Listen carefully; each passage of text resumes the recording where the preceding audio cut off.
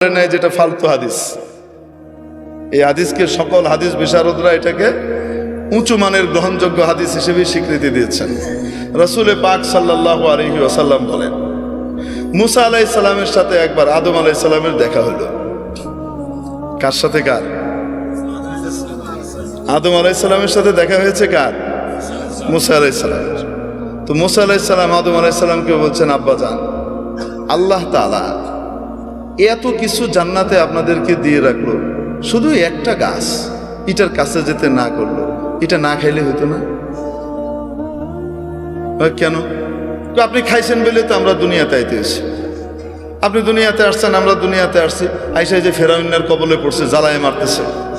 যুগে যুগে ফেরাউন, পুরুষ ফেরাউন, মহিলা ফেরাউন জ্বালায় শেষ করে দেয়। এক এক সময় এক এক ফেরাউন আসে। এই যে আমরা এখন কি করতেছি, জ্বলতেছি। আপনি কেন খাইলেন? এটা না খাইলে হইতো না। আপনার কারণে আমরা এই পেরেশানিতে পড়ছি। বুঝেন কি বলে? সমস্ত পেরেশানিতে পড়লাম কার কারণে? আপনার কারণে। কে বলতেছে? মুসা আলাইহিস সালাম। আপনি এটা কেন খাইলেন? হযরত আদম আলাইহিস সালাম বলতেছেন, আমি খাইছি, তোমারে কে বলছে এই কথা?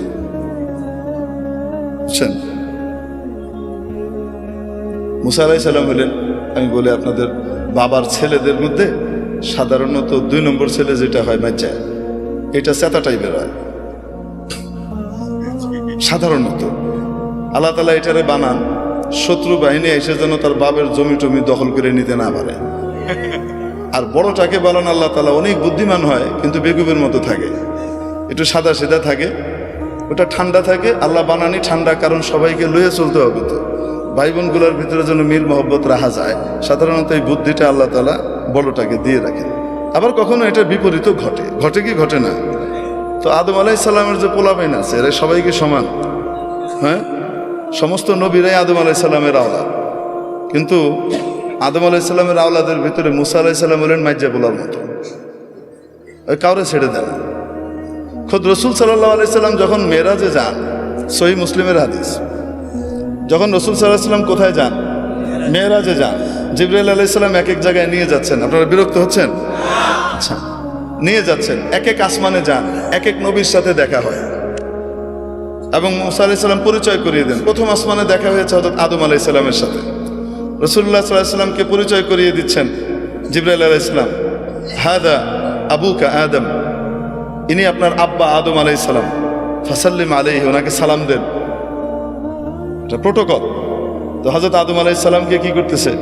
সালাম দিয়েছেন রাসূল সাল্লাল্লাহু আলাইহি সাল্লাম। আদম আলাইহিস সালাম উঠে দাঁড়িয়েছেন, সন্তানকে সম্ভাষণ জানিয়েছেন, মারহাবাম বিন নবিয়্যিস সালেহ ওয়াল ইবনিস সালেহ, ও আমার প্রিয় সন্তান, ও প্রিয় নবী, শুভেচ্ছা, স্বাগতম। দ্বিতীয় আসমানে গেলেন, ওখানে আরেক নবীর সাথে সাক্ষাৎ। বলছেন, আপনি সালাম দেন, আপনার ভাই অমুক। উনি সালাম দিলেন, উনি বলেন, মারহাবাম বিন নবিয়্যিস সালেহ ওয়াল আখিস সালেহ, ও আমার প্রিয় ভাই, ও আমার সম্মানিত নবী, আপনাকে শুভেচ্ছা, স্বাগতম। এইভাবে যেতে যেতে হযরত মুসা আলাইহিস সালামের সাথে দেখা 6 নম্বর আসমানে। কয় নম্বর আসমানে? 6 নম্বর আসমানে। তো বলছেন সালাম দেন। তো সালাম দিছে, ইনি কে? আপনার ভাই মুসা। সালাম দিয়েছেন। রাসূল সাল্লাল্লাহু আলাইহি ওয়াসাল্লাম বর্ণনাও করেছেন যে আমার ভাই মুসা তোমাদের মতো, তোমাদের মধ্যে অমুকের মতো দেখতে, কাসদি শানুআহ, এদের লোকগুলা যেমন হয় মুসা আলাইহিস সালাম দেখতে এরকম। তোমার সাথে দেখা হলো। দেখা হওয়ার পরে সালাম দিলাম, সালামের জবাব হলো। তারপরে হযরত মুসা আলাইহিস সালাম ওই একই কথা বললেন। এখন রাসূল সাল্লাল্লাহু আলাইহি সাল্লাম যখন পার করে চলে যাচ্ছেন, উপরের দিকে 7ম আসমানের দিকে রওনা হচ্ছেন, তো তখন কান্নাকাটির আওয়াজ শুনতেছেন। কেঁদে কেঁদে কেউ বলতেছে, আল্লাহ, এটা কোনো ইনসাফ? আমার পরে আসছে আর আমার আগে উপরে চলে যেতেছে, এটা কোনো কথা? এটা কিসের ইনসাফ? আমি কত কষ্ট করছি এসে। তো হযরত মুসা আলাইহিস সালাম রাসূল সাল্লাল্লাহু আলাইহি সাল্লাম জিবরাইল আলাইহিস সালামকে বলতেছেন, কারণ অভিযোগ করতেছে কার উপরে? বাপরে বাপ, ভয়ঙ্কর কথা। আল্লাহরে থ্রেট দিচ্ছে, এটা কিসের ইনসাফ করলেন? উনি বলতেছেন, এটা কি এরকম করে কথা কি কয়? রাসূল সাল্লাল্লাহু আলাইহি সাল্লাম ঘাবড়ে গেছে, এইরকম করে কথা আল্লাহকে কি কয়? তো উনি বলতেছেন, হাদা আখুকা মুসা, সাউতু মুসা, আপনার ভাই মুসার আওয়াজ। কি বলেন? কেউ তার রবের সাথে এভাবে কথা বলতে পারে? উনি বলেন রব্বুহু ইয়ারিফুহা, তার রব তার ব্যাপারে খুব ভালো জানে। এরকমই তার রব তার এই সমস্ত কথা কিছু কি করে না, মনে টনে করে না। বুঝেন নাই? তো মুসা আলাইহিস সালাম কি সাধারণ নবী? সাতা নবী। ট্রিটমেন্ট শুরু হইতো ঘুষি দিয়ে,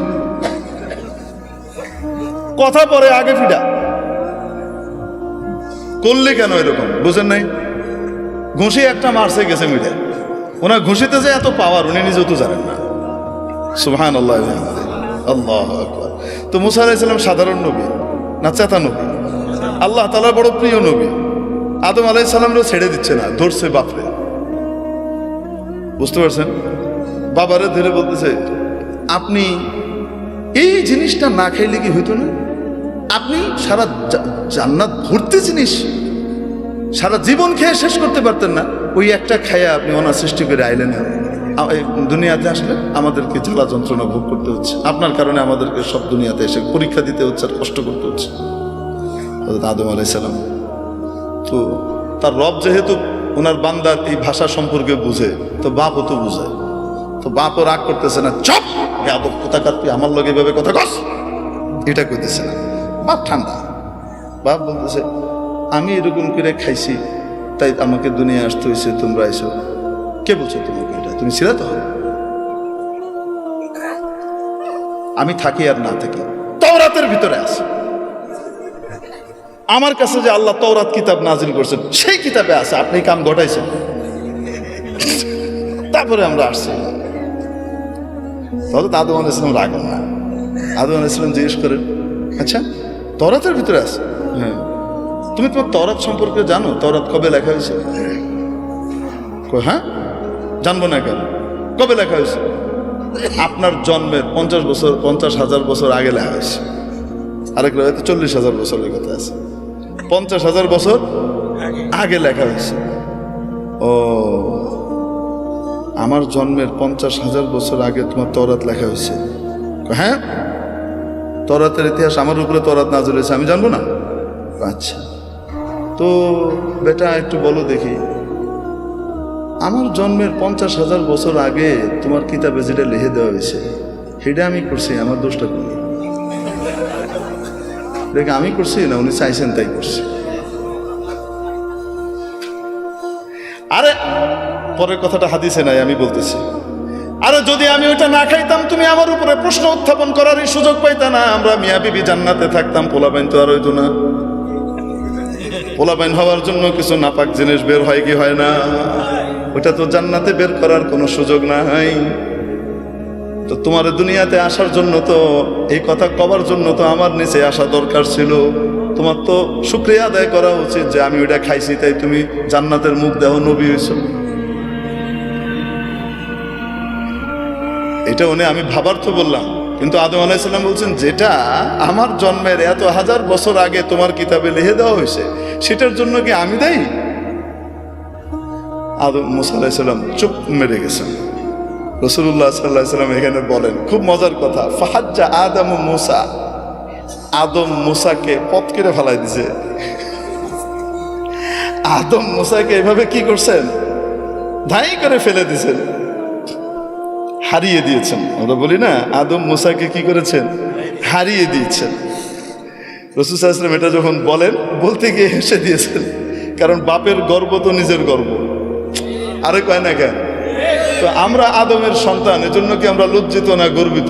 তো এই যে হযরত আদম আলাইহিস সালামের সাথে এই মূসার কথোপকথন, আলাইহিস সালামের কথোপকথন কোথায় হয়েছে, এই হলো প্রশ্ন।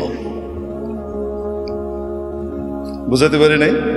মুহাদ্দিসিনে কেরাম এখানে ঘাটাঘাটি করছেন যে এই দুইজনের সাক্ষাৎটা কোথায় ঘটেছিল। অনেকগুলো মত আছে। এক হলো রূহ জগতে ঘটেছিল, আরেক হলো এখান থেকে যাওয়ার পরে ইল্লিনে ঘটেছে, দুইজনের ওখানে দেখা হয়েছে, তখন হয়েছে। সবচেয়ে গ্রহণযোগ্য মত হলো আদম আলাইহিস সালামের জায়গায় আর মুসা আলাইহিস সালাম দুনিয়াতে মুসা আলাইহিস সালামের জায়গায়, এখানে থেকে বাপের সাথে একবার কন্ট্যাক্ট হয়েছে। বাবার সাথে কি হয়েছে? কথাবার্তা হয়েছে। কিভাবে হয়েছে? কে করছেন? এটাকে বলে হেদায়েতে লুৎফিয়া, টেস্টি হেদায়েত। এই হেদায়েতের ভিতরে স্পেশাল স্বাদ আল্লাহ দান করেন। 7 নম্বর মানা হলো হেদায়েতের রিদওয়ানিয়া, সন্তুষ্টির ঘোষণা দেওয়া। হেদায়েত মানে হলো সন্তুষ্ট হয়ে গেলাম এই ঘোষণা দেওয়া।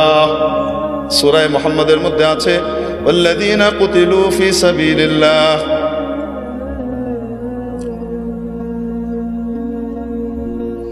ইন্নাল্লাযীনা কুতিলু ফি সাবিলিল্লাহি ফালান ইউদিল্লা আ'মালাহুম সায়াহদিহিম ওয়া ইউসলিহু বালাহুম।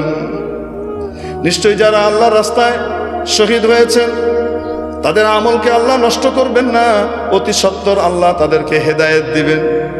তবে দুনিয়া থেকে মরে চলে গেছে, আবার হেদায়েত দিবেন।